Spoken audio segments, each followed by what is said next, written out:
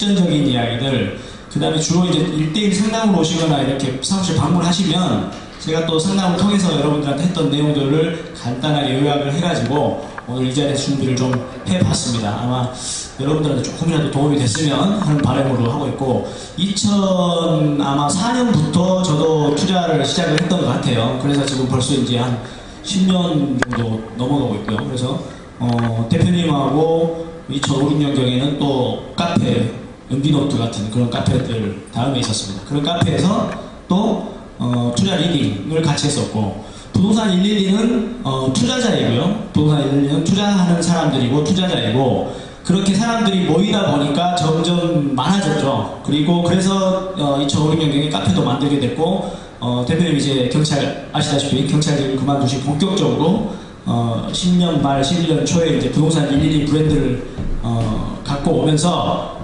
저희가 실제로 리딩하는 시스템 위에 올린 그래서 투자자와 투자 리딩을 하는 그 두 가지를 지금은 같이 하고 있습니다. 그래서 여러분들하고 지금 이렇게 만나게 된 계기도 아마 그런 것들, 그런 자리를 통해서 이렇게 만나다 보니까 너무 아마 귀한 인연인 것 같고요. 자, 어쨌든 제가 오늘 강의 한번 시작을 해보도록 하겠습니다. 이 아파트는 저희가 그 2011년도, 10년도, 11년도에 이건 에피소드예요.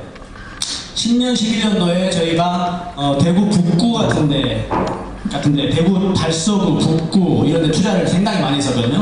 그런데 그런 곳들의 아파트들이 그 당시에 뭐 한 1억 정도, 1억 천 정도 형성이 돼 있었죠, 가격이. 아까 어떤 분 대구 말씀하셨지 않습니까? 1억에서 1억 천 정도 뭐 이렇게 가격이 형성돼 있었는데 지금은 어떻게 됐어요?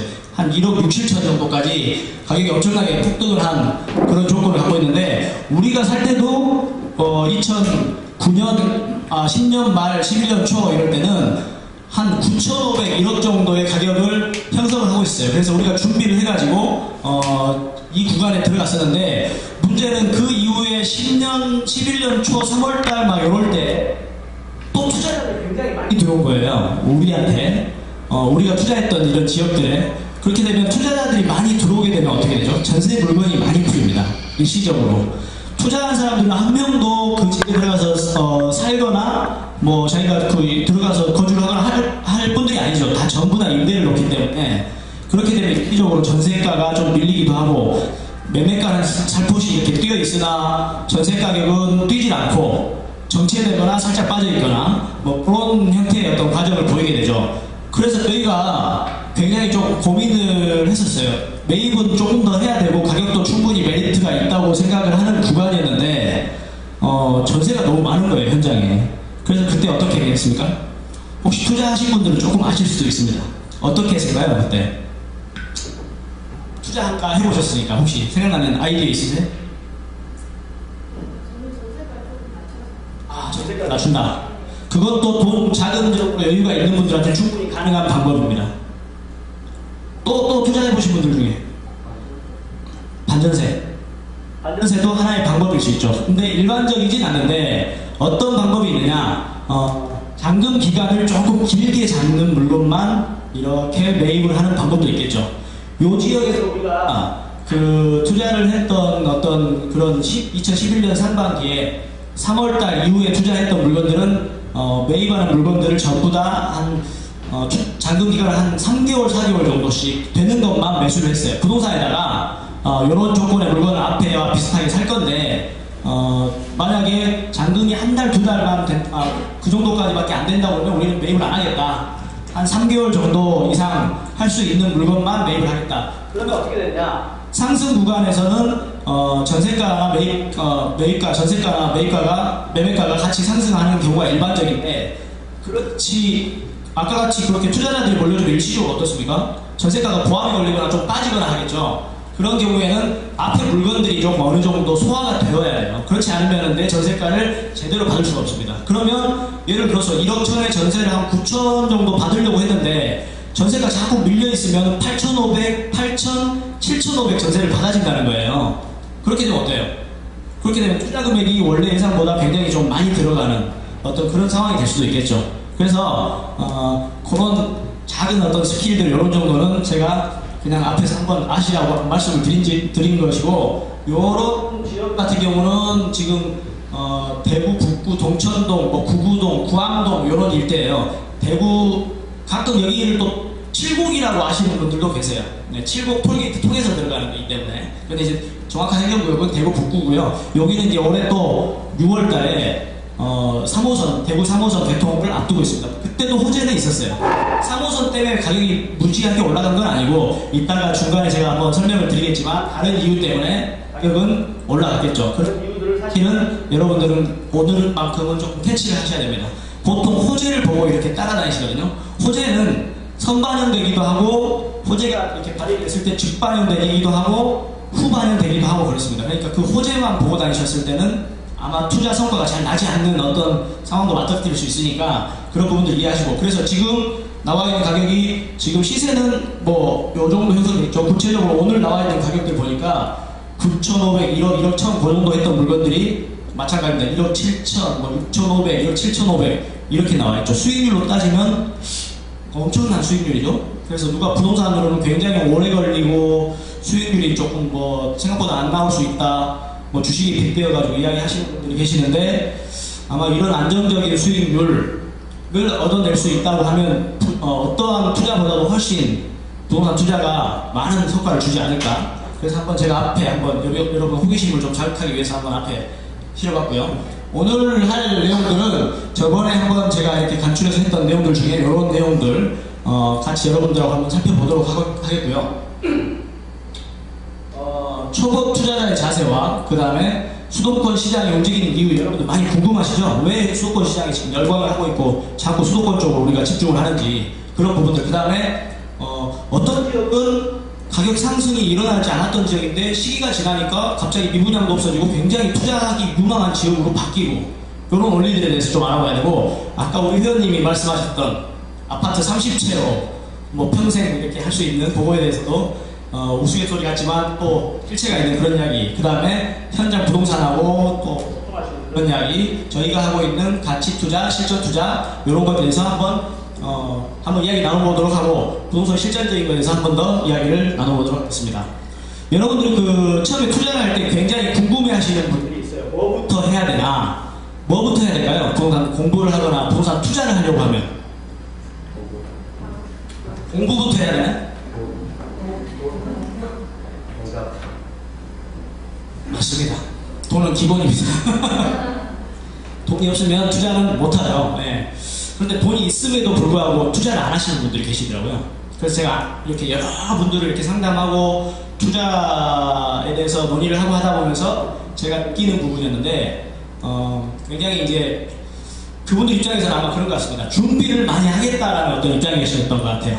뭐냐, 굉장히 투자에 앞서서 준비하는 기간, 즉 공부하는 기간, 이런 분들은 굉장히 오랫동안 시간을 잡고 하시는 분들이 계세요. 부동산 투자는 여러분들이 그 공부를 해가지고 학위를 받거나 남한테 인정받으려고 하는 건 아니죠, 여러분. 그렇죠?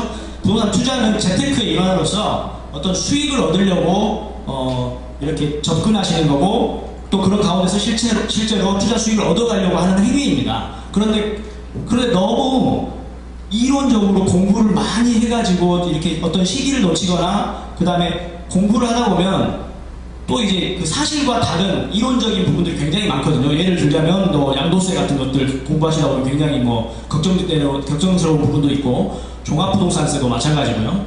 종부세 별로 그렇게 중요하지 않습니다. 왜냐? 아직 여러분들은 아파트를 10채를 소유하지 않기 때문에 그렇습니다. 종부세는 채수가 여러 채 되셔가지고 합산 금액이 일정 부분이 되어야 여러분들한테 부과가 되는 그런 세금이겠죠. 근데 그런 것들을 걱정하신단 말이에요. 그리고 제가 항상 드리는 말씀인데, 부동산 투자에서 세금 중에 가장 중요한 부분은 양도소득세입니다. 그죠?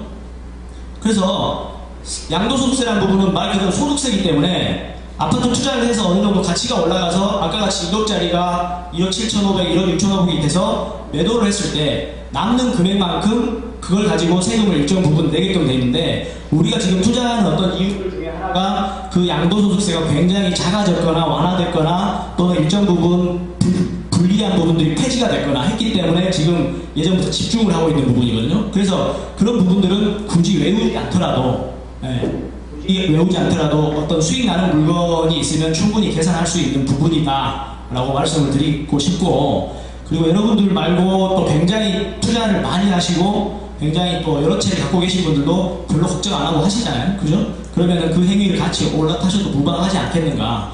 양도세를 굉장히 많이 고민을 하시고 공부를 하시고, 요즘에는 뭐 또 그 여러 가지 또 임대 선진화 대책 뭐 이런 거 나오셔서 굉장히 세법으로 좀 이렇게 복잡한 부분들이 많아요. 그것도 근데 원리를 알면 상당히 간편한 부분입니다. 세부적으로 들어가지 말고 원리를 하셔야 되고. 그래서 이런 부분들을 다 공부를 했어요. 다 내가 외웠단 말이에요. 한 1년 몇 개월 동안. 근데 다시 세법이 딱 바뀌었어요. 그럼 어떻게 되죠? 다시 외우셔야 돼.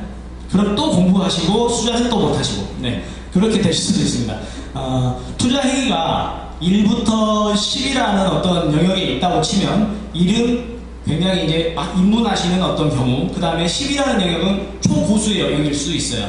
그런데 제가 장담하건대 한 두세 번의 경험 정도의 어떤 경험이시면, 그리고 그걸 실제로 물건을 사보시고 지금같이 투자를 해보시고 팔아보시고 그 정도 행위까지 해보시면 이 투자 원리의 한 절반 정도 50%는 다 이해를 할 수 있다라고 말씀드립니다. 부동산 거래하는 방법, 그다음에 세를 놓는 방법, 또 그 과정에서 일어나는 어떤 상황들, 나중에 매도할 때 어떤 상황들, 세입자한테 전화해서 예를 들면 서로 시기를 맞춘다거나 어떤 집을 보여달라고 할 수도 있잖아요, 세입자한테. 그런 부분에서 세입자하고 소통하는 그런 과정들을 통해서 부동산 거래하는 투자할 때 어떤 일어나는 모든 스킬이나 행위들은 여러분들이 전부 다 한 두세 번의 행위로 다 파악을 할 수 있다. 그만큼 어려운 영역은 아닙니다, 그런 부분이. 그런데 그걸 안 해보시면 굉장히 어렵죠.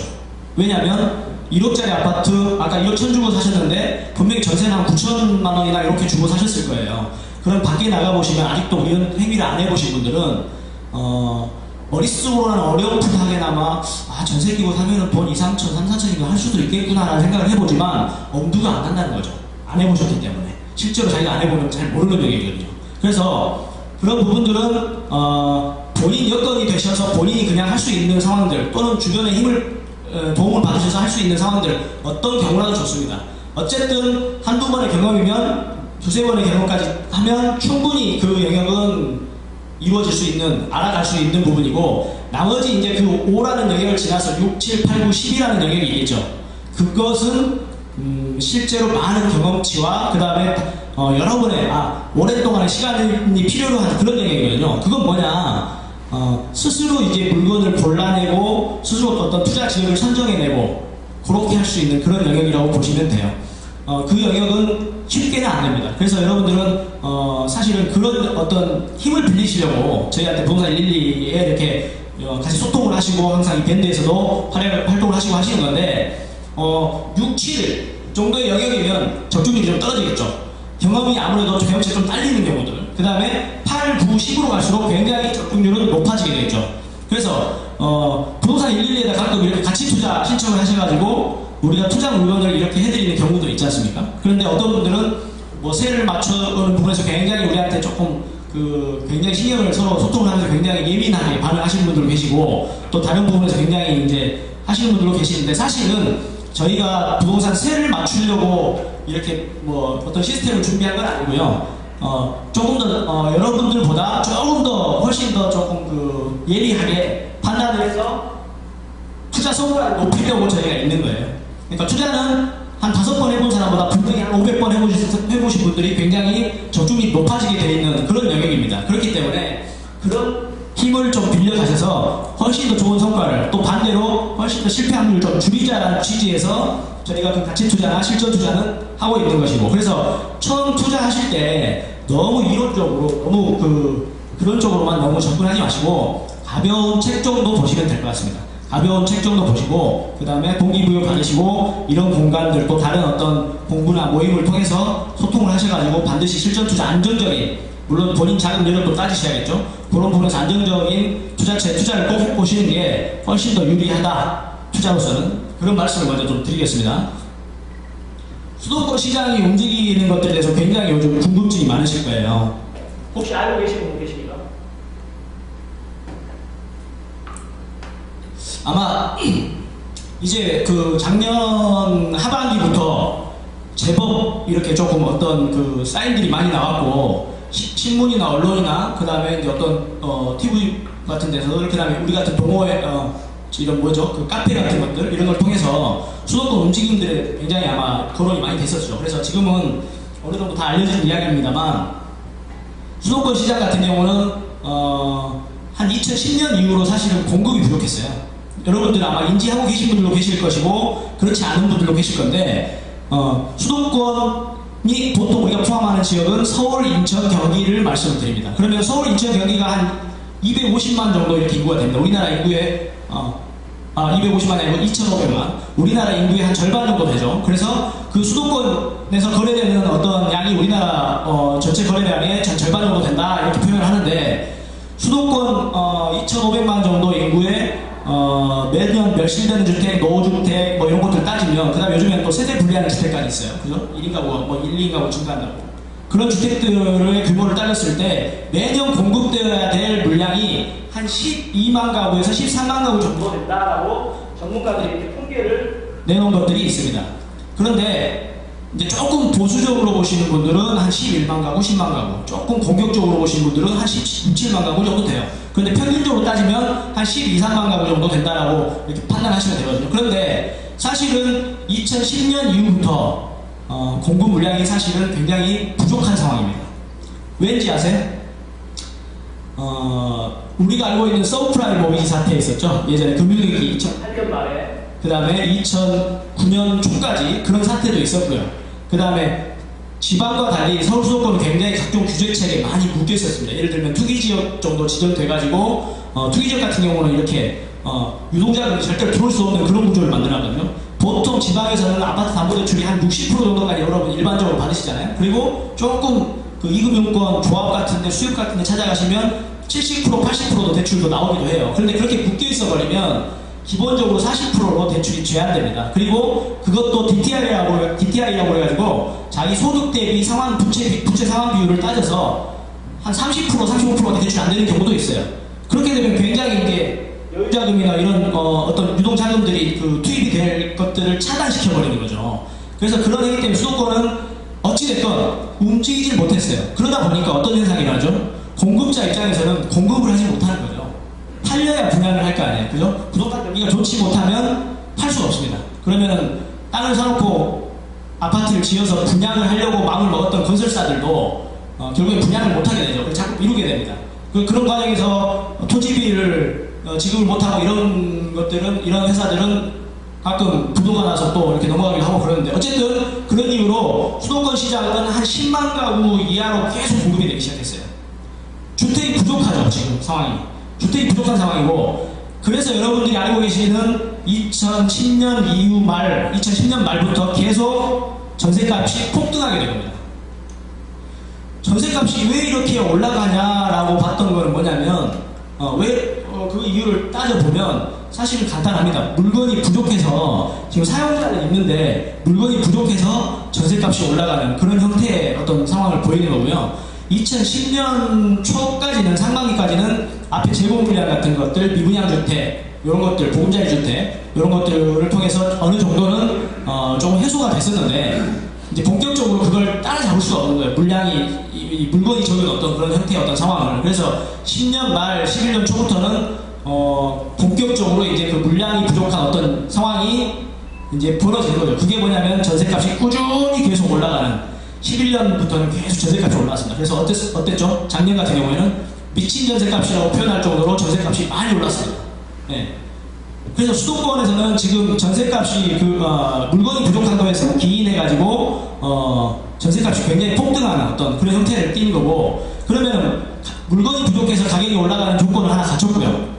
그 다음에 이제 여러분이 알고 계시는 전세값이 폭등하다 보니까 매매가 자체는 한 2억 3, 4천 정도 갔던 물건들이 조금 빠져서 한 2억 정도, 2억 1천 정도까지 형성되어 있거나, 아니면 한 5, 6년째 그대로 24평인데도 물건이 부합이 되어 있거나.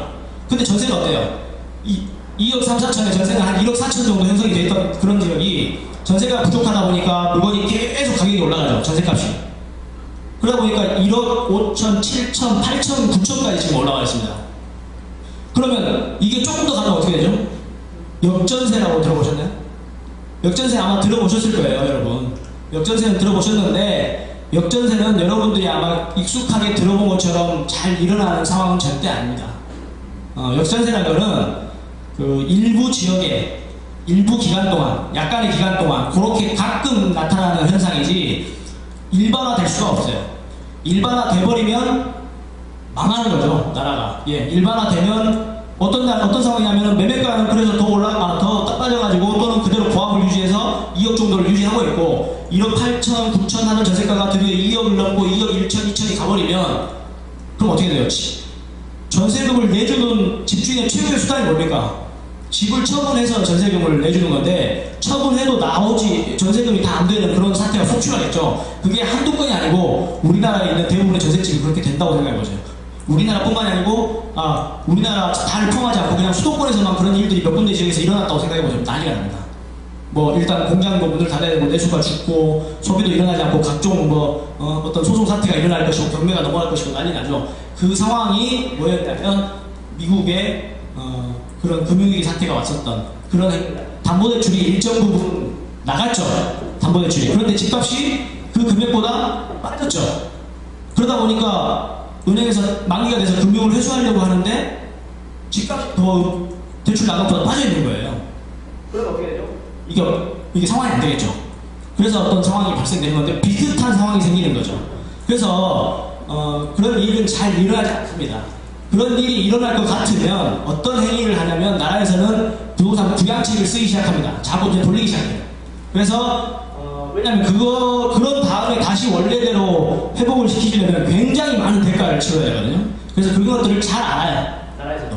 정부에서 잘 알고 있기 때문에 그래서 이명박 정부 때부터 사실은 조금씩 살리려고 노력을 했던 것이고 그런데 이제 조금 미진했어요. 조금 이렇게 우리가 예전에도 그랬지만 잠깐 조금 뒷북친다라는 과감하게 뭔가 제시를 해서 한 번에 딱 바꿔줘야 되는데 자꾸 상황이 이렇게 바뀌는데 조금 뒤따라가는 형태의 법을 집행하다 보니까 자꾸 그걸 미치지 못했고 다행히 박근혜 정부 와서는 4.1 대책을 통해서 굉장히 큰 의지를 보여줬고 작년 8월 28일 날 발표했었던 취득세 1% 같은 것들 그 다음에 다주택자 중과세 폐지 그 다음에 수직증축 리모델링 허용 같은 것들 이런 것들을 통해서 이제는 큰 의지를 보여줬고 그래서 수도권 시장에 불이 붙는 그런 계기를 만들어줬는데 어쨌든 수도권 시장이 그런 어떤 물건이 부족한 거에 기인해가지고 전세값이 폭등하는 그런 상황을 보여준 겁니다. 전세값이 폭등한 이유 중에 또 하나 부동산은 굉장히 심리적인 요소가 많이 작용을 하는데요. 부동산으로 돈을 벌 수 없다. 부동산이 지금 불경기다. 집을 잘못 사면 집값이 빠진다라는 의견이 어떤 심리가 팽배해 있으면 집을 잘 살려고 하지 않겠죠. 그죠? 그래서 분명히 어떤 해마다 그 통계적으로 집을 살려는 어떤 매매자들의 어떤 매입을 하는 어떤 사람들의 통계도 분명히 나와 있는데 이런 시기가 되면 집을 잘 살려고 하지 않습니다. 겁나니까. 그래서 어떻게 되죠? 매매 기피하죠. 그래서 집을 조금 한 2년만 전세를 좀 더 살아봤다가 2년만 살았다가 조금 다시 그때가 생각을 해봐야겠다라는 매매 기피 수요까지 전세 수요로 가세를 하게 됐던 거예요. 그래서 지금 그래서 또 전세값도 더 부족한 거고 반대로 또 집주인들 입장에서 어떻죠? 전세값이 매매값이 올라가진 않아요. 집으로서 기대 수익률이 잘 나오지 않는 거예요. 그러니까 이거를 반대로 이제 반전세나 월세를 돌려가지고 어떤 금융소득을 조금 갚으려고 이자라도 좀 벌겠다라는 어떤 생각을 하게 되는 겁니다. 그래서 전셋집은 또 부족하게 되는 거고 그래서 수도권의 그 기본적인 물량이 부족한 그런 상황들 그 다음에 수단으로서의 방법 전세값이 굉장히 목적까지 올라가기 때문에 거기서 이제 예전 같으면 한 1억 정도 주고 살 수 있는 물건을 한 2, 3천, 3, 4천이면 살 수 있는 그런 상황이 온 거죠.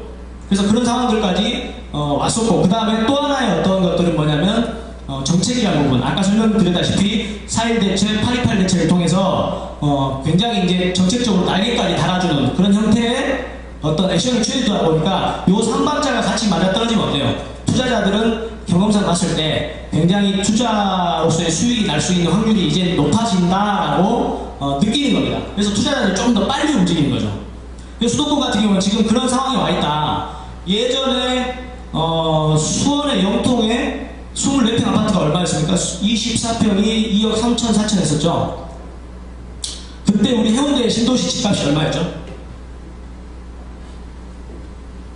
네, 말씀 좀 해보세요. 아까 하품하셨는데. 한 5년 전에 우리 해운대 집값 24평 얼마였을까? 네, 1억 2천, 뭐 1억 3천, 또 다른 지역의 환영동에 뭐 이런 것들도 한 1억 1, 2천, 3천 뭐 이랬었습니다. 지금 얼마입니까? 한 2억 정도 하고 있죠. 수도권에 있는 집은 뭐 2억 3, 4천 하던 게 한 2억 1천, 2억 2천, 2억 이렇게 해서 형성이 되어 있고요. 지방에 있는 1억짜리, 1억 2천짜리는 이제 올라가 버렸죠, 가격이. 예. 그런 상황이 지금 도래해 있는 겁니다. 그리고 전세값은 굉장히 많이 올라가 있는 거죠. 그렇게 되면 투자금 규모로 봐서도 예를 들어서 이런 거예요. 영통에 있는 아파트를 어떤 사람이 5년 전에 봤어요. 그래서 자기는 단기 투자도 안 하고 한 10년 동안 투자를 하겠다라고 생각을 하시는 분이에요. 그래서 여기 보니까 뭐 나중에 만프력도 생기고 분당선도 뚫리고 그 다음에 삼성전자 배우단지도 있고 해서 굉장히 투자 가치가 있겠네. 나는 한 10년 정도 보고 사야겠다. 그때 투자는 얼마 되죠? 1억 정도 되는 거예요. 그때 투자하게 되면. 근데 지금 투자는 어떻습니까? 지금 한 2, 3천, 3, 4천이면 투자할 수 있는 조건에 와 있잖아요. 그럼 어떻죠? 나뿐만이 아니고 전국에는 수많은 투자자들이 많이 있습니다. 예. 그러면 누구는 5천만 원밖에 없고 누구는 3천만 원밖에 없고 이런 투자자들도 분명히 있을 거란 말이에요. 그런데 지금 이런 상황이 되면 그 투자자들도 모두 다 함께 주목할 수 있는 어떤 조건이 되기 때문에 내가 선택한 이 시장에 굉장히 수요가 몰릴 수 있는 그런 조건에 와 있을 수도 있는 겁니다. 그러니까 그런 부분까지 같이 고려를 해보면 지금 수도권 시장이 어떤 상황인지 여러분들 아마 조금 짐작을 하실 수가 있을 것 같고요. 가격 순환과 시장 이동의 원리 뭐 이런 것들에 대해 설명을 드리는데 요거는 아까 제가 말씀드린 그런 부분하고 일맥상통합니다. 서울 수도권에 있는 24평 같은 것들은 한 2억 3천 4천 정도 했었죠. 그런데 지금 지방에 있는 것들은 1억짜리가 한 2억 정도까지 올라갔고 수도권에 있는 것들은 2억 4천짜리는 한 2억까지 빠져있고 그런데 땅값은 어떠냐면 아직도 그쪽은 여기에 비해서 몇 배 비싼 거예요. 예. 그러니까 시장은 이렇게 어떤 상황 때문에 자꾸 바뀌는 겁니다. 지금 지방이 예전에는 충분히 투자 가치가 어떤 이유 때문에 투자 가치가 있어서 메리트가 생겨서 투자자들이 집중해가지고 투자 러시가 일어나고 실제로 투자 성과가 일어났는데 이제는 지방이 그렇게 싸지가 않단 말이에요. 그런 상황 때문에 수도권은 지금 근데 반대의 어떤 현상을 보이는 거죠. 수도권은 예전에는 비쌌지만 지금은 지방에 비해서는 상대적으로 굉장히 저렴한 어떤 형태 그런 상황이 놓이는 거고 간단한 예를 들어보면 우리가 반대로 또 생각을 한번 해보면 예전에 그 2008년도 대구시장 8년도 2008년 9년 그때도 아마 대구에 사셨을 것 같아요. 그러면 대구시장 같은 경우 어땠을 것 같습니까? 부산도 마찬가지입니다. 그때 미분양이 넘쳤습니다. 자기 주변에서 그 부분들 생각나시나요? 네. 미분양이 넘쳤었어요.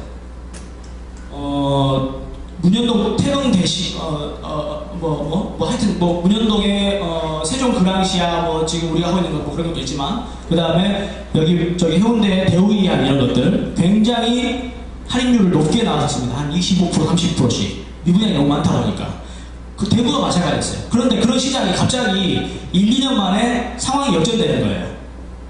갑자기 왜 그랬냐면 거슬러 올라가서 한번 말씀을 드려볼까요? 지금 요거 히터 좀 더워가지고 좀 잡으시죠 여러분. 아니 너무 더운 것 같아요. 안 더우세요? 저기 끄는 거. 네. 기지개 한 번씩만 좀 펴겠습니다. 너무 견디게 있으면 안 돼요. 이게 너무 부동산 쪽으로 너무 깊이 들어가면 이런 현상이 좀 일어나요. 네. 수도권 시장이, 지방 시장이 사실은 그렇게 침체기를 겪고 있었는데 갑자기 가격이 올라갔잖아요. 궁금하지 않으세요? 내 집이 바뀐 게 없어요, 별로. 우리 동네는 뭐 심지어는 인구도 빠지고 있고, 부산 같은 경우 실제로 그렇게 폭등한 기간 동안에 인구가 빠지고 있었거든요. 그리고 사업단지가 늘어난 것도 아닙니다. 그런데 갑자기 가격이 막 2배씩 오르고 3배씩 오르고 이런 현상이 일어나는 거예요. 그건 뭐였냐면, 거슬러 가볼게요. 예전에 한 2005년, 6년경에 노무현 정부 때 부동산이 최고의 어떤 호황기를 누릴 때였습니다. 지방뿐만이 아니고 서울 수도권이 그때는 최고로 많이 가격이 올랐을 때였고요. 그 중에서 서울 집값 이런 것들은 실제로 그 시기에 3억짜리가 한 10억 정도 돼버리는 한 2년 동안 그런 현상을 맞이했었고, 지방들도 상당한 지역의 어떤 지역들 같은 경우에 보면 그동안 한 5년 동안 한 푼도 오르지 않았던 곳들이 굉장히 상승폭이 크게 이렇게 한 1년, 2년 동안 올랐던 그런 현상을 보여줬는데, 지방 중에서 그때 가장 많이 올랐던 곳이 울산, 그 다음에 뭐 창원, 가까운 곳에서 창원 같은 경우도 한 랭킹 한 4위 정도 들 정도로 가격이 올랐어요. 그러다 보니까 노무현정부 때 굉장히 이제 부동산 규제책을 쓰기 시작하는 거죠. 너무 투기가 과열되고 부동산에서 굉장히 이제 말씀들이 많이 나다 보니까 한 3년 동안 한 27, 8가지의 규제책을 쓰기 시작합니다. 그 중에 하나가 가장 대표적인 것들이, 우리가 하는 이 행위에서 가장 대표적인 경우가 다주택자 중과세법입니다. 여러분들이 알고 계시는. 그러니까 이 법을 시행을 했어요. 그리고 1년 있다가 심지어는 주택이 2개인 것도 투기로 보겠다라는 어떤 의미에서 2주택도 남는 금액에 양도소득에 대해서 50% 이상 가져가는 어떤 그런 규제책이 나온 거예요. 그런데 그런 법은 없었거든요. 지금까지. 한 번도 없었어요. 그런데 갑자기 그렇게 나온 겁니다. 그래서 그 법이 시행된 다음에 어떤 상황이 벌어져 버렸냐면, 이거는 결국에 투기를 잡고 서민을 조금 도와주겠다라는 법이었는데, 시장은 어떻게 반응을 하기 시작했냐면, 내가 5억이 있어요. 투자 금액이. 5억이 있고, 이걸 가지고 투자를 하는 사람이 있는데, 소형 아파트 5천만 원짜리 10채를 투자를 하는 방법이 있고, 그 다음에 5억짜리 한 채를 갖고 있는 방법이 있고. 근데 어떻습니까? 이런 경우에는 5천만 원짜리 10채를 갖고 있어서 이게 10억이 되는 거나 5억짜리 한 채를 갖고 있어서 이게 10억이 되는 건 굉장히 다른 상황이 연출이 되는 거예요. 이거는 남는 금액에 다주택자 중과세법에 의해서 60% 플러스 주민세 10%에서 66%를 뺍니다. 이 부분은 어떠죠? 요거는 그 당시 법, 지금도 마찬가지인데 1주택이기 때문에 그 당시 법은 3년만 있으면 비과세가 되죠. 같은 5억에서 10억이 되는데 요건 세금이 한 푼도 없고, 요쪽에 있는 물건은 10개로 구성되어 있는 물건들 자체는 세금으로 한 66%씩 3억 얼마씩 뺏기는 거예요. 그러면 투자자들이 같은 5억을 가지고 어떤 선택을 하겠냐는 거예요. 실제로 그런 현상이 일어나 버렸죠. 한 채 있으면 관리하기가 더 편하죠. 그렇죠? 그래서 투자자들이 이쪽으로 큰 거, 올바른 거, 센 거 하나 갖고 있는 걸로 그쪽으로 자꾸 투자자들이 어떤 쏠림 현상이 일어나기 시작했습니다. 그러면 시장에는 이렇게 수요를 받아가는 자가 있고, 또 공급을 해주는 그런 공급자가 있겠죠. 우리가 말하는 공급자는 건설사죠. 여러분 다 알고 계시는. 건설사에서는 어떤 논리로 움직입니까? 당연히 잘 팔리는 거, 수익이 남는 거 위주로 사업을 벌릴 거 아닙니까? 그렇죠? 그게 이제 그 어떤 장사하는, 사업하는 쪽의 마인드니까. 그러다 보니까 이제 대형의 큰 것들 위주로만 공급을 하기 시작해버린 거예요. 그래서 아마 기억을 좀 되짚어보시면 2008년 이후에 여러분들 주변에 공급되어 있는 아파트들, 새 아파트들 보시면 24평이 하나도 없습니다. 그죠? 24평이 반드시 필요한 평수거든요. 20평, 24평 이런 것들은 여러분들 아마 지금 결혼하신 분들 많이 계시겠지만 결혼한 신혼부부들, 그 다음에 세대 분리한 이런 사람들 처음부터 40평 새 아파트를 시작하지 않습니다. 잘 사시는 분들은 가끔 그러실 거예요. 그래서 아마 지금 웃으시는 우리 회원님은 약간 부모님이 좀 그걸 해주셨나 싶은 생각도 있는데, 어쨌든 보통의 경우에는 대부분이 다 그런 아파트에서 그 정도 사이즈에서 전세를 살거나 그 집을 매수해가지고 하다가 돈이 몇 년 동안 좀 모으고 조금 형편이 나아지면 30평대로 이사해서 거기서 정착을 하거나 또 큰 평수로 이사하거나, 보통 이런 정도의 형태를 보이는데, 갑자기 그걸 인위적인 어떤 상황으로 막아놔 버린 거예요. 24평 짓지 마라 한 건 아니지만 결과적으로 그렇게 된 거예요. 그 다음에 어떤 현상이 일어났을까요? 부산에 있는 모 아파트 8천만원 이런 것들이 전세가 한 4,500, 5천 정도 했었거든요. 근데 2008년, 9년 막 이렇게 넘어가기 시작하면서 전세를 사람들이 찾아서 움직이는데, 작년까지만 해도 전세가 조금씩 있었어요. 그런데 갑자기 2008년, 9년 좀 넘어가기 시작하니까 전세집이 없는 겁니다. 갑자기. 그러니까 전세 가격이 막 폭등하기 시작했어요. 8천만 원인데 전세값이 4,500, 5천이었던 게 5,500, 6천도 없어요. 7천도 없어요. 7,500, 7,800 하다가 8천도 전세가 없어요. 찾는 사람은 시장에서 3명, 4명 있는데 집은 한 채도 없는 거예요. 그래서 이제 8,500짜리 집도 사버리기도 하고, 너무 전세 구하기 힘드니까 9천짜리 집을 사기도 하고, 이런 행위가 반복적으로 이제 일어나기 시작했던 때입니다. 2009년 넘어가기 시작하면서 2010년도에 본격적으로 그런 형태가 일어나기 시작했고요. 그러다 보니까 서울에 있는 투자자들도 지방에 와서 집중을 하기 시작했고, 부산과 부산 인근이 먼저 그런 상황이 오면서 굉장히 투자에 집중하기 시작했고, 2006년경에 부산이 한번 움직였던 곳은 센텀이나 이런 해운대 쪽이 한번 움직였었거든요. 그때는 작은 것도 조금씩 움직였지만 큰 거 고가의 아파트들이 움직였어요. 그래서 예를 들어서 마린시티에 아델리스 저런 것들이 움직였는데, 저것들을 살려고 딱 알아보니까 조사해보니까 저게 가격이 갈 것 같아요. 그래서 저거 되겠다 하고 물건 살려고 하니까 얼마 들어요? 3억 들어요. 2억 들어요. 그러면 2, 3억 있는 사람은 투자할 수 있겠죠. 그런데 3천 있고 5천 있는 사람은 투자를 못했던 시기입니다. 2006년도에는.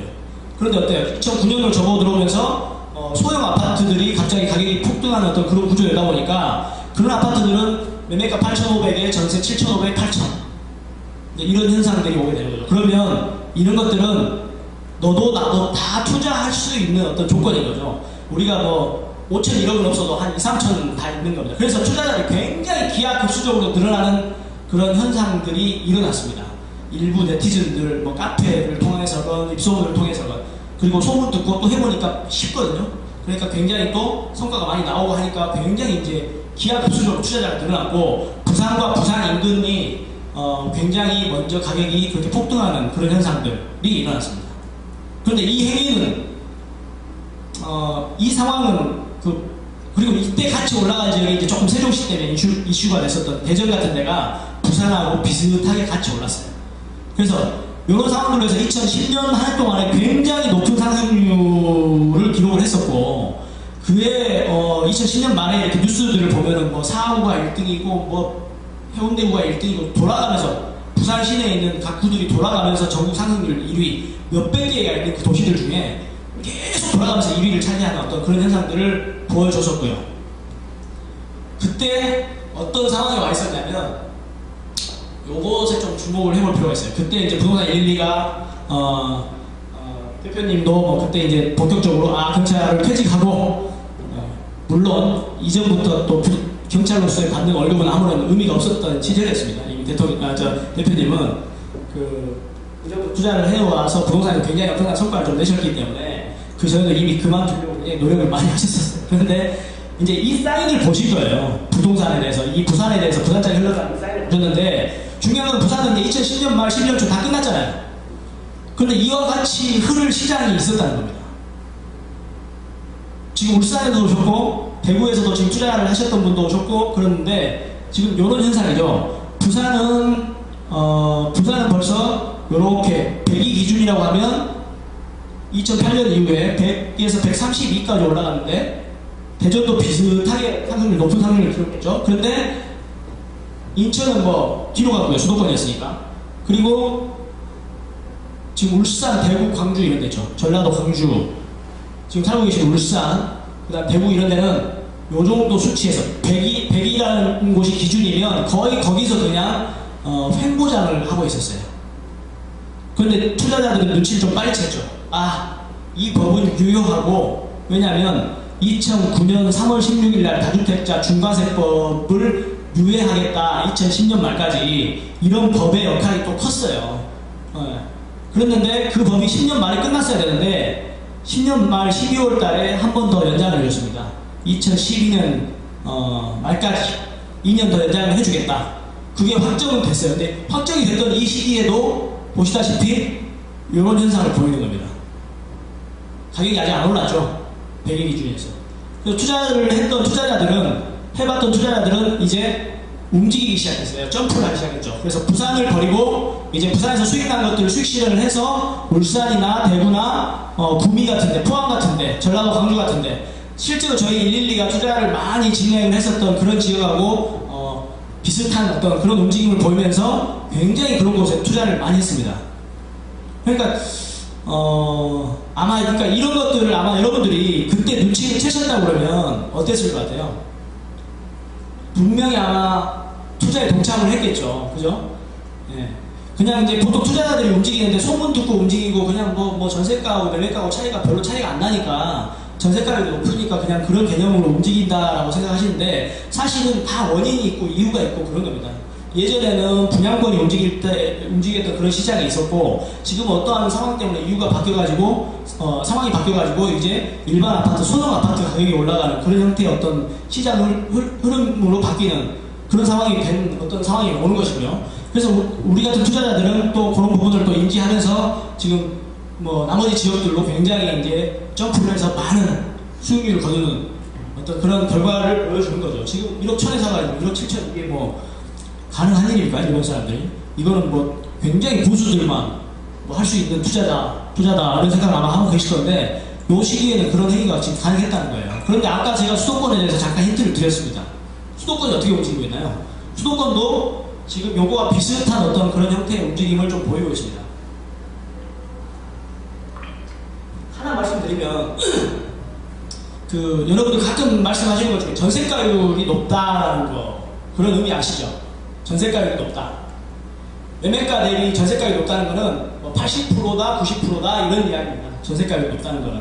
그러면 예전에 이렇게 대세 상승장 때 유행하던 투자법이 전세가 높은 지역만 전세가율이 높은 지역만 찾아다니면서 투자하셨던 분들이 계시거든요.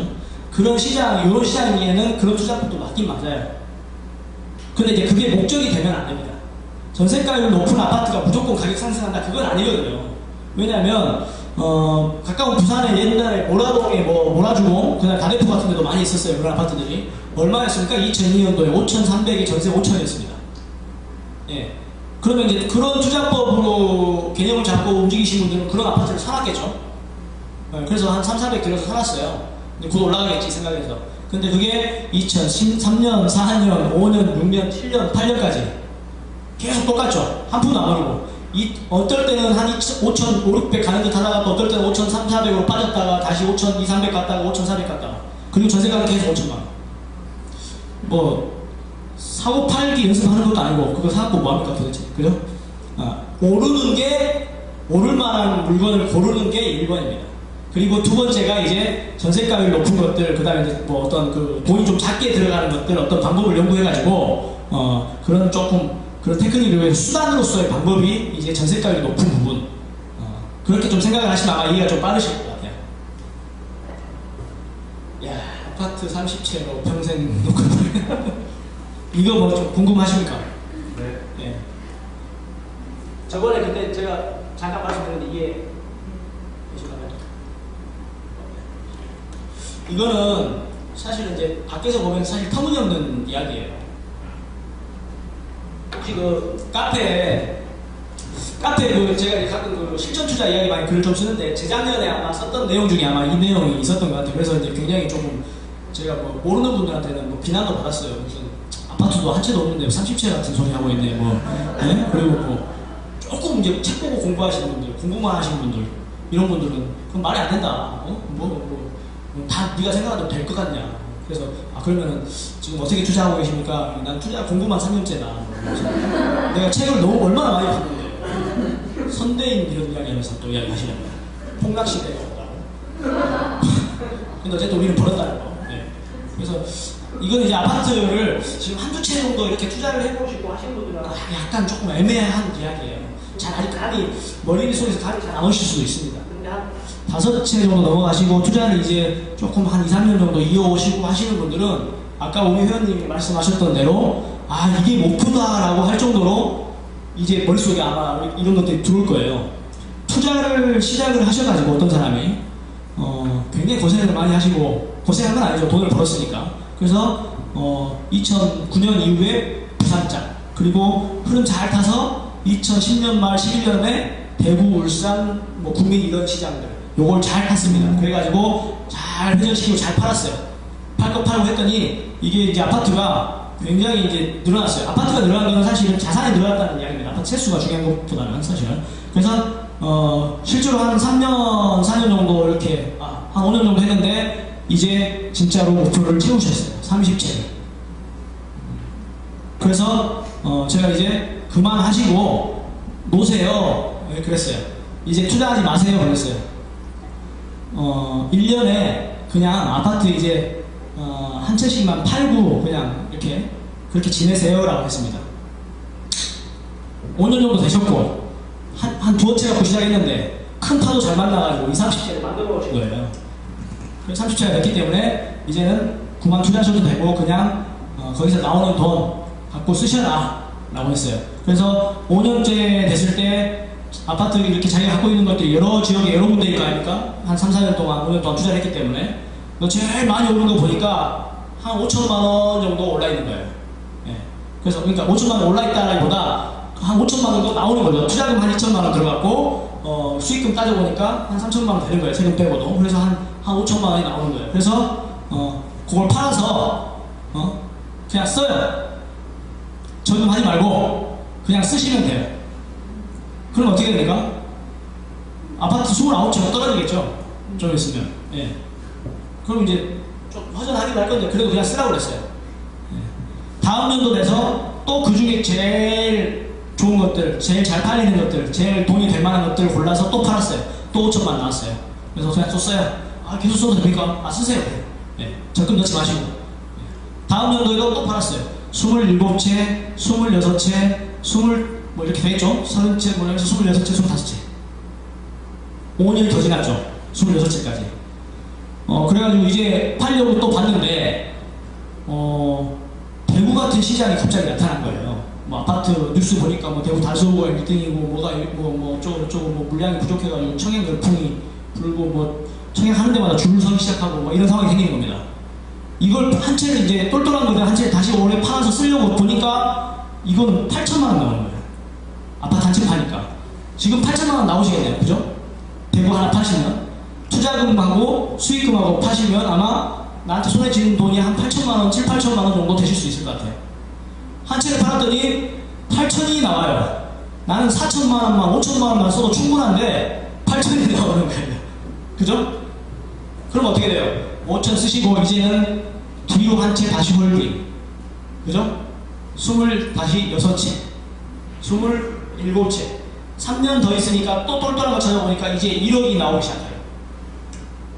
30년 동안 한 채씩 팔아가지고 그냥 쓰면은 한 70살 되면 다 쓸 줄 알았는데 평생 써도 아파트가 나와요. 그죠? 가능할 것 같습니까? 가능할 것 같습니까? 안 할 것 같습니까? 투자하신 분들은 조금 느낄 수 있습니다. 가능할 수 있습니다. 네. 그 사이에 어떤 상황들도 오겠죠. 어떤 상황들도 올 것이고 저는 이제 이 내용을 그냥 일단 포괄적인 개념에서 아마 말씀을 좀 드렸고요. 그런 이야기들을 많이 하세요. 실제로 그러다가 어떤 아파트로서 돈 벌 수 있는 시대가 끝나는 거 아니냐, 베이비붐 은퇴가 당겨지고 인구가 줄어들고 뭐 이런 이야기들 많이 나와요. 실제 언론에서 보면. 근데 웃기는 건 뭐예요? 선대인 소장 같은 경우는 옛날 김광수 경제연구소의 부소장이었는데 지금 자기가 하나 차렸잖아요. 이제 폭락론 쪽으로 자꾸 연구하는 기관을 하나 만들었어요. 선대인 연구소라고. 자기가 소장이야. 그래가지고 차트 같은 거 엄청나게 잘 만들거든요. 패널들 이렇게 나와서 토론회 때 나오면 자기가 그 3명 중에 제일 많이 자료를 많이 갖고 와요. 차트나 자료를. 그런 사람들 말을 들으면 굉장히 맞는 것 같아요. 이론적으로. 그죠? 근데 그런 이야기는 제가 사실은 부동산 시작했던 2003년, 4년 준비했던 그때부터 똑같은 이야기 계속 있었습니다. 그리고 2006년도 이 사람 책가 있었어요. 근데 부상장은 그 이후에 8년, 9년도, 10년도 거치면서 엄청나게 올라버렸죠. 그리고 그 이후에 배구장, 물산장은 굉장히 올랐어요. 폭락의 시대가 올 수도 있겠죠. 그런데 그런 시대가 오면 여러분들 같이 이렇게 부동산 쪽에서 관심이 있어서 투자를 하고 있는 분들이 일반 사람보다 굉장히 감지할 수 있는 확률이 높습니다. 그럼 어떻게 되죠? 갖고 있는 걸 다 팔아버려도 됩니다. 오른 것들, 20채, 30채 갖고 있는 것들. 그러면 얼마나 나요, 세금? 얼마인지 아시는 분? 아시잖아요.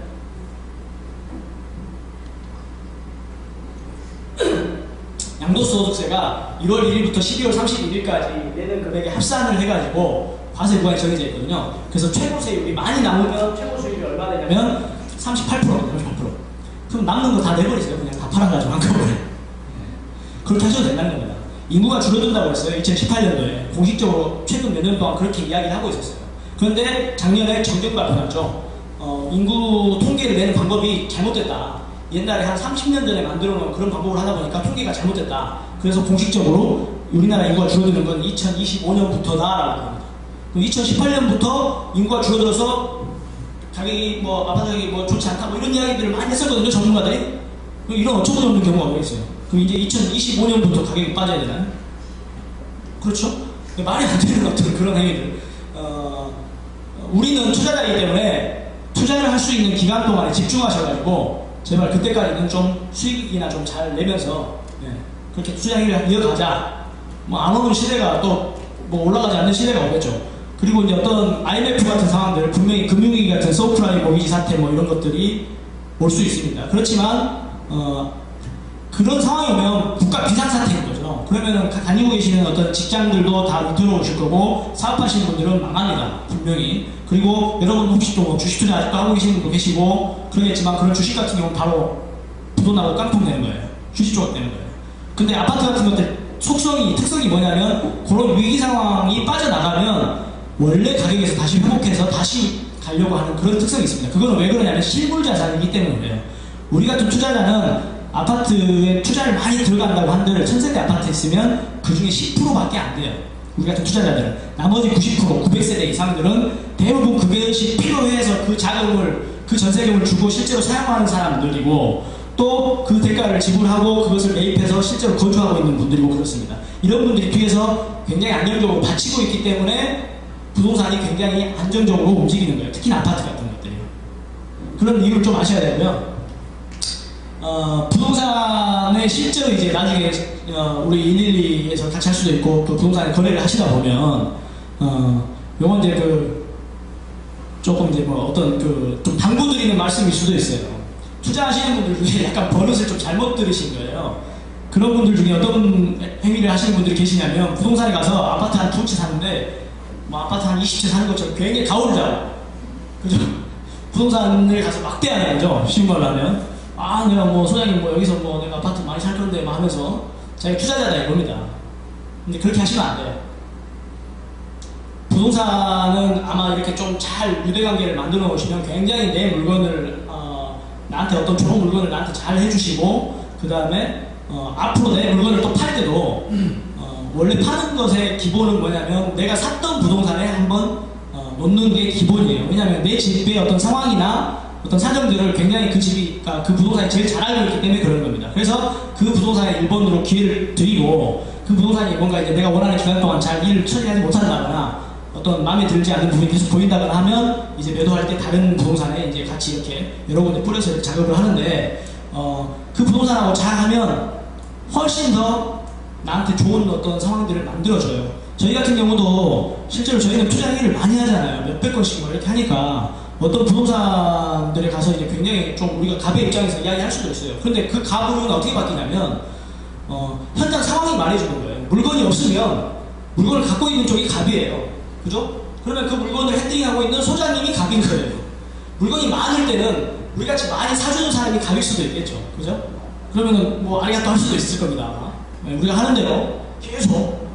그런데 이제 사실은 그런 것보다도 우리가 수도권도 마찬가지고 지방에서도 전세가는 우리는 굉장히 높이려고 노력을 많이 해요. 왜냐하면 그래야 투자 금액이 작게 들어가기 때문에 그렇습니다. 투자 금액이 작게 들어간다는 것은 투자 효율이 높아진다는 거예요. 1억을 가지고 5천만 원 버는 거와 2천만 원 가지고 5천을 버는 건 굉장히 틀리기 때문에 그러려면 분명히 소장님들이나 여기 부동산의 실장님들이 역할을 좀 해주셔야 돼요. 그분들은 어떤 공포감이 있냐면 그렇지 않아도 지금 서울 수도권 어떻습니까? 전세값이 굉장히 높아졌잖아요. 2억에 전세 1억 8천이면 거의 90% 아닙니까? 이거는 자기들이 부동산을 오래 한 분일수록 이게 감당이 안 되는 어떤 전세금인 거예요. 혹시 중개했다가 사고가 나지 않을까라는 어떤 걱정도 되는. 근데 그런 분들한테 우리가 전세값을 더 올려달라고. 예. 물론 그 전에 우리가 뒤에서 확인은 다 해봤겠죠. 전세가 나갈 만한가 안 나갈 만한가 이런 내용들은 다 확인을 아마 했을 거예요. 그리고 나서 요구를 했는데 그러면 소장님이 어떤 소장님은 뭐 한번 해보겠다라고 하는 분도 계시지만 어떤 분들은 그걸 잘 받아들이지 못하는 경우도 상당히 많아요. 그러면 그런 곳에 가서서는 어떤 부동산 소장님한테 원리를 잘 설명을 드리거나 어쩔 때 우리가 압박을 하기도 하죠. 뭐 장도를 안 치겠다고. 네. 그런 행위를 하거나 해서 소장님을 내 편으로 만드셔야 돼요. 그리고 이 소장님들이 결국에는 나한테 가장 좋은 물건들을 또 계속해서 나한테 공급을 해줄 수 있는 어떤 그런 입장에 있는 분들이고 이 소장님들 말을 들으셔야 될 부분들이 있어요. 소장님들이 그 동네에서 부동산을 오래 하실수록 어떤 그 단지의 어떤 라인의 동의 상황을 제일 잘 압니다. 각 아파트의 상황들을 제일 잘 알고 계세요. 그런 부분들에 대한 말은 들으셔야 돼요. 소장님 말을. 그런 것을 가지고 뭐 내가 보기에는 3라인이 좋은데 소장님은 2라인 자꾸 이야기하시는데 그건 안 맞는 것 같고 이런 말 하실 필요 없어요. 그건 대부분의 경우에 소장님들이나 실장님들 말이 맞습니다. 뭐 103동의 2호 라인이 제일 좋다 이런 것들은 대부분 맞아요. 소장님들이. 그리고 그 지역에 대한 어떤 돌아가는 상황들, 내용들 이런 것까지는 소장님들 이야기가 다 맞고요. 근데 그것 때문에 투자를 해야겠다, 해야 한다, 또는 투자를 하지 말아야 된다 라고 소장님이 판단해서 막 이렇게 알려주신 경우가 있거든요. 그것은 여러분들의 몫이에요. 우리 같은 투자자들의 몫이죠. 그것을 듣고 소장님들 말을 듣고 투자 결정을 하는 것은 맞지 않습니다. 예. 그래서 어쨌든 그런 소장님들이 우리 같은, 특히나 우리 같이 이렇게 원격지에 있을 때 이렇게 소통을 잘 해놓고 우리 편으로 만들어 놓고 우리 팀으로 만들어 놓으면 우리 대신 정확하게 구경을 해서 사진도 보내주시고 또 자기가 다 브리핑을 해주세요. 요거는 상태가 너무 깨끗해서 전세 놓는데 수리 안 해도 될 것 같습니다. 요거는 전세 1억 9천 받으려면 도배장파 솔직히 이 정도는 해야 빨리 나갈 것 같습니다. 이런 판단들을 계속해서 해준단 말이에요. 예. 그런 거 잘 거짓말 안 하시거든요. 그래서 그런 부분들을 조금 말씀드리는 거고, 그러면 굉장히 협업 관계가 잘 될 겁니다. 부동산들하고. 그래서 근데 가끔씩 보시면 그게 잘 안 되시는 경우가 있더라고요. 부동산에 앉아가지고 목에 굉장히 힘주고 앉아 계시는 우리 회원님들과 투자자분들 계신데 그건 별로 바람직하지 않다라고 제가 말씀을 드리고 싶습니다. 가치 투자 이제 드디어 나왔는데요. 여러분 가치 투자는 좀 아시지 않습니까? 이제 지금 뭐 저희하고 가치 투자 같이 진행하시는 회원분들도 많이 계실 것이고, 여기 계신 분들 중에, 그리고 또 뭐 실전 투자도 하고 계신 분들도 계시고, 가치 투자는 뭐냐면 이제는 다 아실 것 같아요. 그 소형 아파트 전세 끼고 매입하는 거, 우리가 과거에 부산에서 했었던 것들, 대구나 울산에서 했었던 것들 비슷한 경우입니다. 예. 전세 끼고 하는 소형 아파트 전세 끼고 하는 투자라고 보시면 되겠고, 요 행위는 아까 말씀드렸던 대로 어떤 지역이 어떤 시기가 되어가지고 드디어 상승해야 할 장으로 진입을 하겠다 또는 진입했다라는 걸 예측을 해서 투자가 들어가는 겁니다.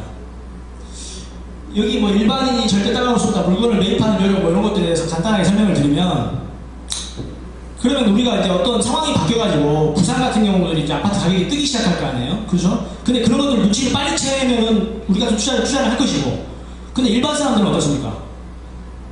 자기 옆집이 지금 폭등하고 있는데 잘 모르는 경우가 있죠. 예. 실제로 우리가 했던 대구 지역, 부산 지역 다 마찬가지입니다. 현지에 있는 사람들은 굉장히 늦거나 눈치를 잘 못 채요. 그건 왜 그러냐면 일반 사람들은 그 자기가 속해 있는 무리에서 벗어나지 않으려고 하는 굉장히 그런 특징이 좀 있거든요. 자기가 뭔가 다른 걸 하려고 하면 굉장히 좀 공포심이 작용을 해요. 한 5년 동안, 6년 동안 내 집이 안 올랐어요. 우리 동네가 다 안 움직였어요. 내 주변에서 물어봐도 아직도 부동산은 아니라고 그래요. 그러면 어떻게 됩니까? 자기 혼자 벗어나서 투자 행위를 할 수가 있을까요? 일반 사람은 그걸 절대로 그런 행위를 쉽게 할 수가 없습니다. 만약에 우리가 2011년 초에 10년 말에 대구에 뭐 그런 아파트 24평을 샀는데 자기도 그걸 사가지고 투자 수익을 지금처럼 엄청나게 냈어요. 근데 그게 일반 사람이에요. 근데 자기가 그래서 투자 고수다 한 건 해봐서 그렇게 수익을 냈는데 그거는 운이 좋은 겁니다. 운이 좋은 거. 그죠? 그런 행위가 반복이 돼서 계속 3번, 4번 해서 계속 이어져가지고 좋은 성과가 일어났다. 그래서 지금 다시 수도권까지 지금 진입을 했다 라고 하면 드디어 일반 사람의 옷을 벗고 투자자의 위험으로 가시는 겁니다. 무슨 말인지 이해되시죠? 그런 상황이고요. 물건을 매입하는 어떤 이런 대세 상승기에 물건을 매입하는 어떤 방법들이라는 게 있는데, 여러분들이 지금 대구 같은데 아까도 말했지만 울산 같은데 투자를 시작했을 때 그게 지금 이렇게 폭등할 줄 알았다고 그러면 어떤 물건이든지 확보를 하려고 주력을 했을 거예요. 예. 대세 상승기에는 어떤 문제가 있냐, A라는 물건, B라는 물건이 있습니다. A는 좋은 물건, A급 물건이에요. B급이고 남양이고 동양이에요. 남양의 물건이 좋다는 건 누구나 알고 있죠. 그래서 남양 물건을 알아보려고 갔더니 1억짜리가 1억 2천만 원이 넘어가는 거예요. 벌써 올라가지고. 그래서 나는 이제 공부한 것도 그렇고 내가 알고 있는 상식으로 계속 계산을 해보면 남양이라는 게 제일 좋은 거다. 그래서 남양의 물건만 사야지 하고 있는데 남양은 계속 1억 2천 이상만 나오는 거예요. 싸지 않고. 근데 그때 어떤 상황이 있었냐? B라는 물건이 있었죠. 동양의 중간층 물건이 9천짜리가 9,500, 9,700 정도 되는 겁니다. 이 물건의 결론적으로 최종 가격은 한 1억 3, 4천 정도 되는 거였어요. 그런 상황이었는데 나는 남양만 보다가 동양이 있는 그 물건을 놓친 거예요. 심지어는 남양의 1억 2천 놓치다가 자기 추경매수 들어가서 1억 2,800, 한 1억 3천 정도 되는 물건을 이거라도 놓치면 안 되겠다 해서 샀어요. 그럼 어떻게 돼요? 굉장히 좀 잘못된 투자가 될 수 있겠죠. 이런 경우에는, 이런 시기에는 물건 확보가 우선입니다. 그러니까 어떤 식으로든 선호를 따지긴 따지겠죠. 그렇지만 물건을 갖고 있어야 결국에는 그 나머지의 기대 수익률을 다 내 것으로 만들 수 있어요. 근데 그때도 자꾸 어떤 선택을 못하고 자꾸 늦어진다거나, 자꾸 어떤 그 잘못된 어떤 그거 자기 생각에 사로잡혀가지고 자꾸 올바르지 못한 선택을 하는 경우, 자꾸 투자 선택을 미루는 경우, 이런 경우에는 결국에는 지금 대구에 있는 분들, 그리고 과거에 부산에 있는 분들이 야 우리 동네 다 올랐는데 나는 거의 하나도 못했다 라고 하는 상황이 생길 수도 있다는 거예요. 그래서 자꾸 이제 저희가 나무보다 숲을 봐라 라는 어떤 그런 말씀들을 좀 드리는 것이고, 이 물건을 고르는 이 행위는 큰 시장을 볼 때도 마찬가지입니다. 어떤 시장이 상승해 가는 어떤 그런 시장 상황에 놓여있을 때도 분명히 A급지가 있고요. 그 다음에 B급지가 있습니다. 그러면 A급지가 너무 많이 올랐어요. 이 단지가 동네에서 굉장히 랜드마크적인 요소가 있어가지고 누구나 선호하는 아파트였어요. 그래서 그 단지가 굉장히 많이 올라버렸어요, 이미. 그럴 때는 후보지를 A에서 B로 옮겨갈 수도 있는 거예요. 요게 조금 덜 올랐다 할 때는 그걸 매입하는 것도 어떨 때는 방법일 수 있다는 겁니다. 그러니까 그런 생각들을 항상 염두에 두고 계셔야 돼요. 물건도 마찬가지고요. 단지도 마찬가지고, 넓게 봤을 때는 지역도 마찬가지입니다. 그죠? 그래서 예전에 달서구 쪽에서 다사 쪽으로 굉장히 투자자들이 많이 움직였던, 대구에서 그런 것들이 아마 이 투자자들이 전 리딩을 좀 해가고 그 다음에 이제 뒤따라서 그쪽까지 다 일반 투자자들이 굉장히 옮겨가는 그런 형태의 투자처를 보였는데, 그게 아마 이런 생각으로, 이런 개념으로 보시면 딱 맞는 표현인 것 같아요. 예. 그거라도 잡아야지. 그전에는 내가 달서구 할 때는 돈이 없었고 다사 쪽에 지금 한번 불이 붙고 있는데 그거라도 얼른 잡아야지. 난 달서구 이런 거가 좋지, 다사 이런 데는 아파트가 좀 아닌 것 같아, 너무 싼 것 같아 해가지고 물건을 안 잡는 경우가 있단 말이에요. 그러면은 수익을 볼 수가 없겠죠. 발목장 투자법 뭐 이런 것도 좀 있는데요. 이건 좀 다음 시간에 제가 한번 설명을 드리기로 하고, 실제로 이 부분으로 해가지고 수익을 냈던 어떤 사례가 이제 이런 부분이죠. 울산 동구 서부동의 명동 패밀리, 우리가 언제 얘기했죠? 2011년 1월 8일 날 매수가가 25평 1억 1200, 그죠? 예, 전세는 얼마 받았습니까? 1억 받았습니다. 1억. 예. 계약서입니다. 계약서.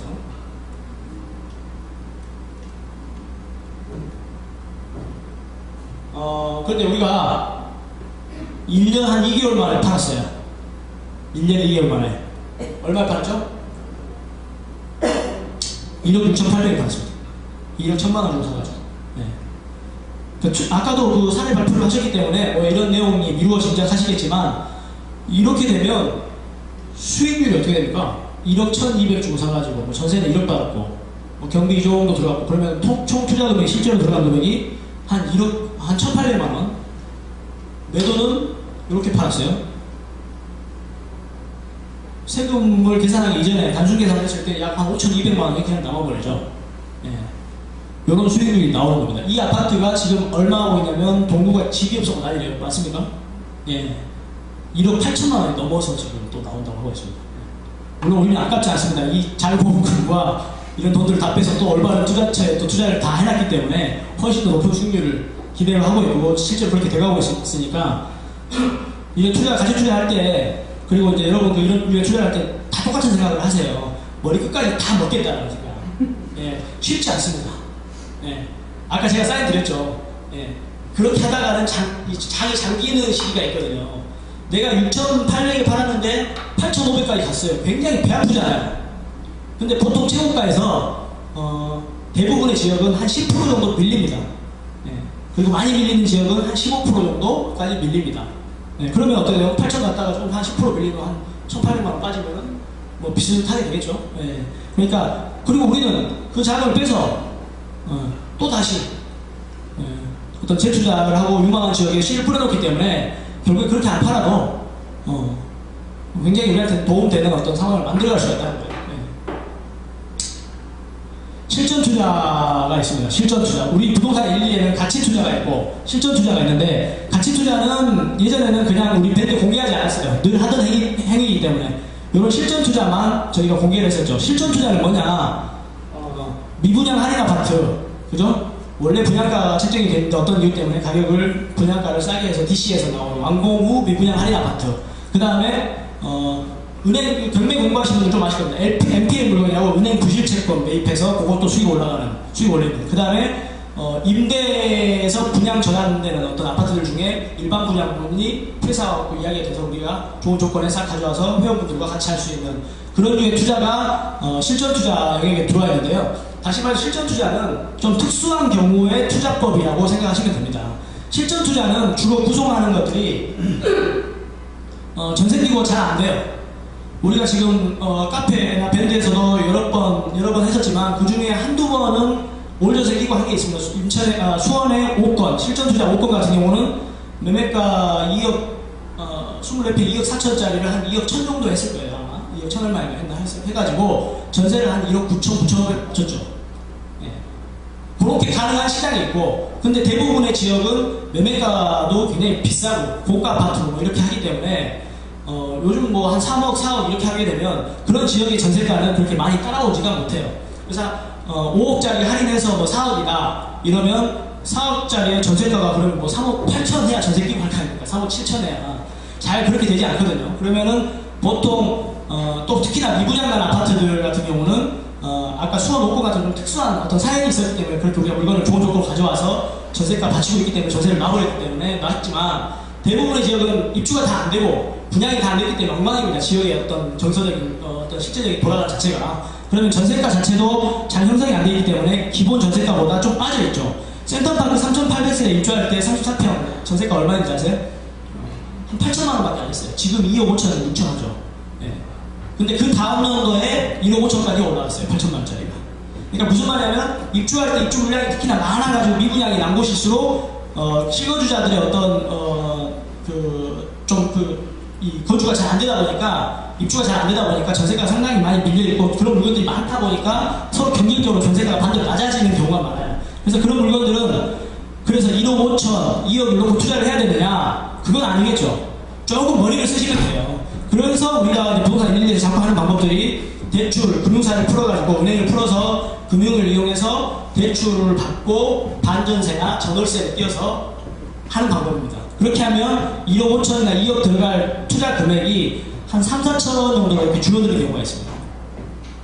그러면 뭐 아까 같이 마찬가지입니다. 우리가 돈을 1억 5천, 2억 넣어가지고 이런 물건을 뭐 5천만 원 번다고 그렇게 할 건 아니잖아요. 투자금을 최소한 줄일 수 있으면 줄여야 되는 거거든요. 그래서 그런 부분에서 금융을 이용을 하고 물건을 그렇게 구성을 많이 하는 것이고요. 잠깐 이따가 사례도 보여드리겠지만, 부동산 침체기에도 빛나는 실전 투자, 이게 무슨 말이냐면 장이 안 좋을수록 실전 투자 물건은 나올 가능성이 높습니다. 대구 생각나시죠? 2008년, 9년에 아까 그 달서구, 월성동, 막 상인동 이런데 월드 메리디안 이런 아파트들이 47평, 52평, 100%주 이런 것들이 2억 9천, 뭐 3억 했었어요. 제 기억으로. 그게 원래 분양가가 4억 7천 뭐 이랬었습니다. 네, 근데 할인해가지고 앞에서 표면적으로 또 할인해서 파는 금액은 뭐 3억 5천, 3억 4천 뭐 이랬었는데, 좀 더 노력을 해보고 라인을 연결해보니까 뭐 한 2억 9천, 3억, 3억 천 그 사이에서, 물론 최종적으로 하진 못했어요. 이렇게 공식적으로 하진 못했어요. 왜냐면 뭐 물건이 많이 없었기 때문에.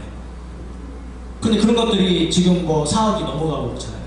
오늘 제가 밴드에 잠깐 올렸던 대성 스카이렉스, 뭐 진천역 대성 스카이렉스 뭐 이런 것들도 43평 뭐 이런 것들을 뭐 2억 6천, 2억 5천, 6천, 그것들을 원래 분양가는 3억 몇천 할 겁니다. 근데 할인을 많이 해서 그렇게 한 거예요. 네.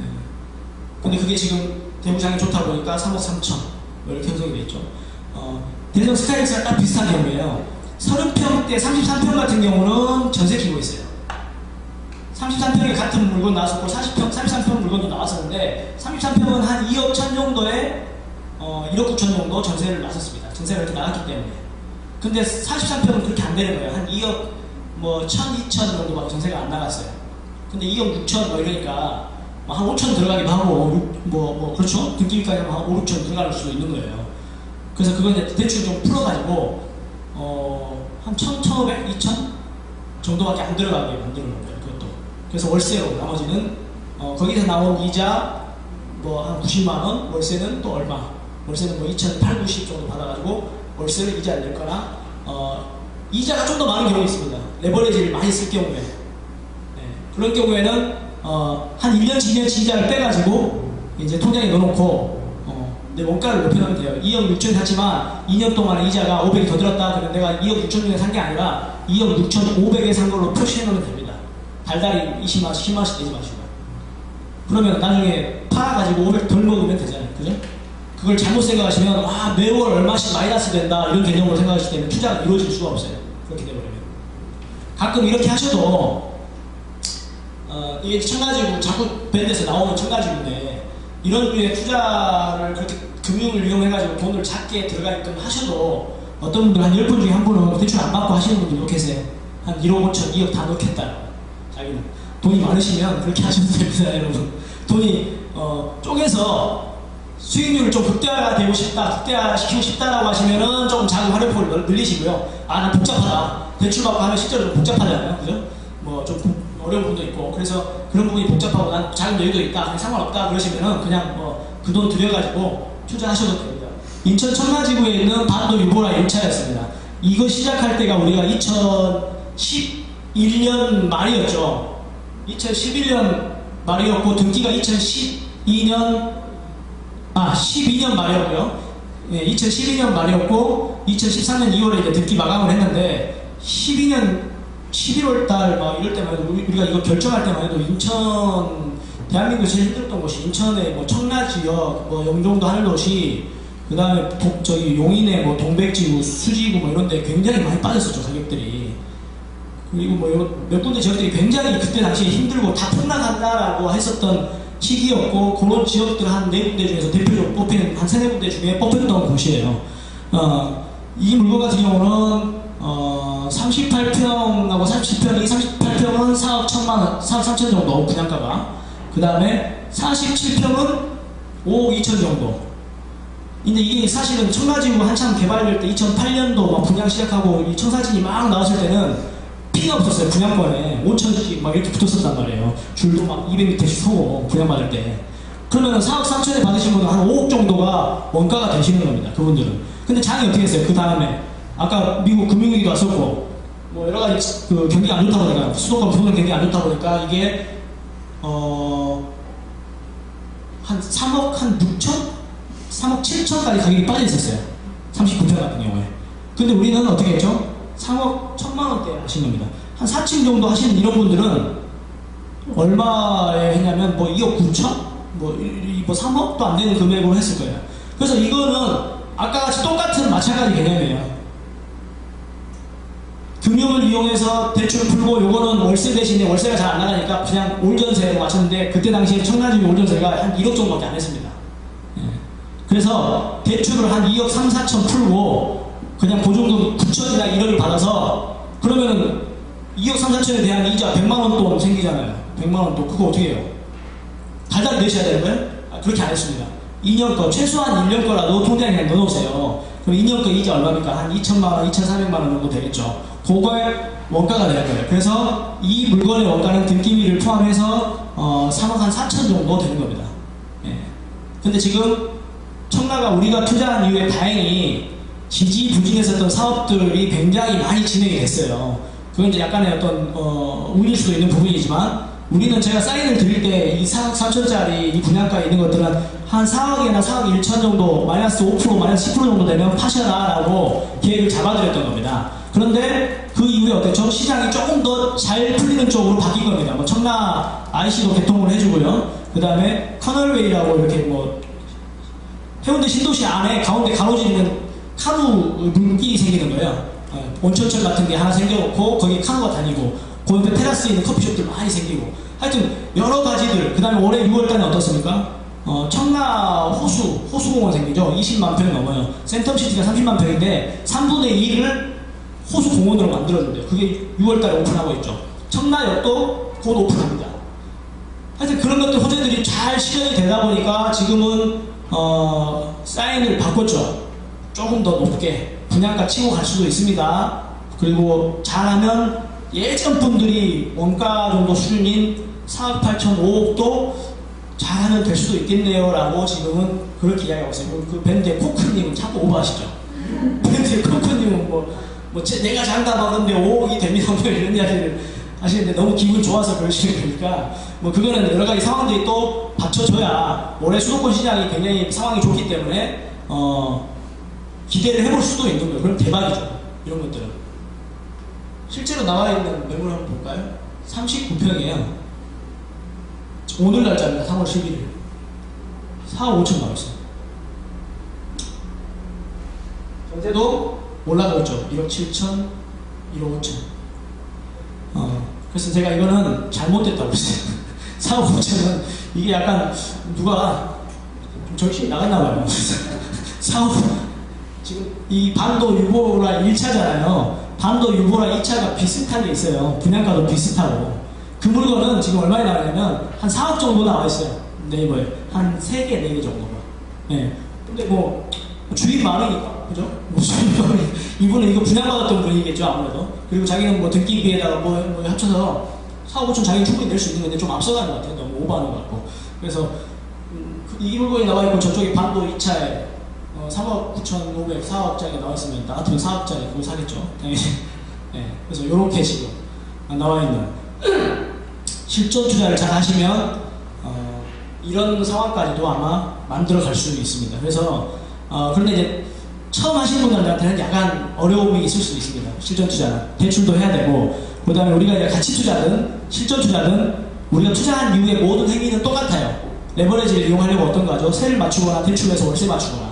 근데 이런 행위들이 잘 예상처럼 안 돌아가면 잠깐 목돈이 들어갈 수도 있고요. 그 기간이 길어지면 자기가 쉬운 말로 조금 심장이 약하잖아요. 그러면 원래 전세가보다 낮춰서 놓거나 그렇게 되는 경우도 있습니다. 그러면 원래 들어가려고 했던 투자금 3천, 4천에서 5천, 6천이 들어가는 경우도 있습니다. 가치 투자 우리가 막 대납해드리고 해서 또 실전 투자 이번에도 많이 이렇게 지원도 해드리고 했지만 하다 보면 투자자는 이런 일들은 반복인 거예요. 그러니까 많이 하신 분들은 사실은 그거에 대해서 굉장한 두려움이나 스트레스 받지 않는데 처음 하시는 분들은 그런 분들이 굉장히 어려움이 있을 수 있다는 겁니다. 그러니까 빨리 경험을 하셔가지고 이런 분을 조금 편해지셔야 됩니다. 그래야 계속 투자 행위를 이어갈 수 있고 많은 성과들을 다 여러분 것으로 아마 만들 수 있을 것 같고요. 오늘 거의 제 강의는 너무 지루하지 않았습니까, 여러분? 너무 잠 오신 것 같아요. 좀 죄송스럽고 대표님이 항상 저한테 재미가 없다, 이 강의는 노골적으로 이야기하시는데 대표님은 목소리가 좀 특이하세요. 입만 벌리면 다 웃게 돼 있어요. 너무 부러운 분이세요. 예전에 어렸을 때 개그맨이셨대요, 꿈이. 그래서 너무 유머러스 하시고 강의도 너무 몇백 번 하셨기 때문에 너무 프로답게 잘하신 것 같고요.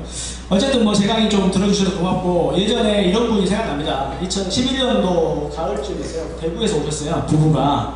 애를 안고 오셨더라고요. 근데 이제 남편분이 월급이 한 300이 채 안 되시는 것 같아요. 외벌이시고. 와서 왔는데 표정이 안 좋으시고 희망이 없대요.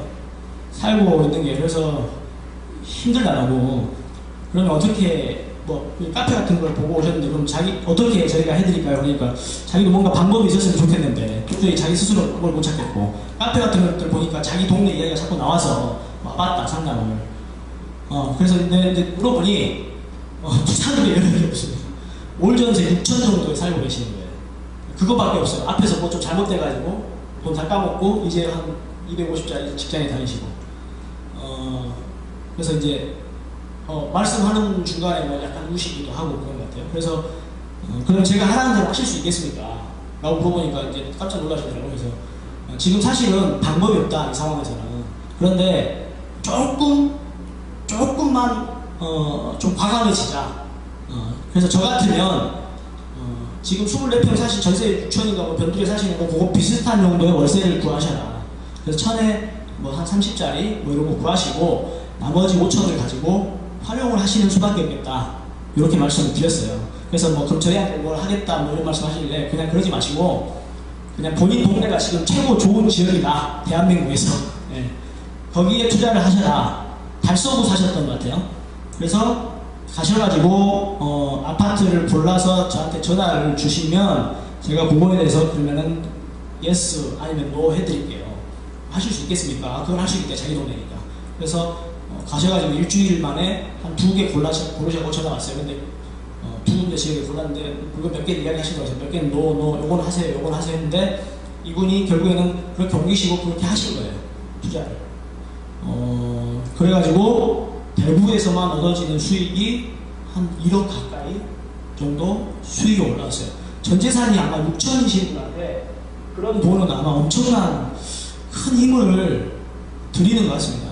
그분 상담 끝나고 나서 자리 떠서 일어나고 가시는데 펑펑 우셨거든요. 제가 아직도 그 모습이 눈에 서네요. 그래서 저한테도 참 감사한 인연이셨고 그분들이 중간에 세입자가 그분이 한 분이 바뀌어가지고 그 자금으로 청라를 하셨어요. 또 그 두 물건 중에 하나가 세입자 빨리 나가는 바람에 운이 좋은 거죠. 전세가 올랐으니까 전세금 회수한 것 같고 청라를 하셨단 말이에요. 지금 청라도 갖고 계시고 요 근래에 2개 다 팔았고요. 지금 그분들의 가족들까지도 이제 다 들어와 있어요. 언니들 뭐 누구 다 들어왔더라고요. 거기까지 보니까요. 여러분들도 아마 그분들보다 훨씬 더 좋은 위치에서 어떤 시작하는 상황이신 것 같고 저희 부동산 112가 그런 부분에서 조금 더 일조할 수 있는 부분이 있으면 좀 도움이 되어드리고 파트너십을 갖고 열심히 움직일 테니까 저희하고 함께 같이 좋은 결과 끌어나가도록 만들어 보는 게 저희 부동산 112의 꿈이고 저희 희망이고요. 부동산 어떤 전문가도 사실은 이렇게 발품을 팔고 이렇게 열정을 갖고 움직이는 어떤 사람들을 이길 수 없다고 합니다. 유명하신 분이 그랬습니다. 제이라는 분. 제이 아니에요. 제 이름이 조재현이거든요. 네. 제가 그랬습니다. 여러분 계속 좋은 전망 이어가시길 바라겠습니다. 감사합니다.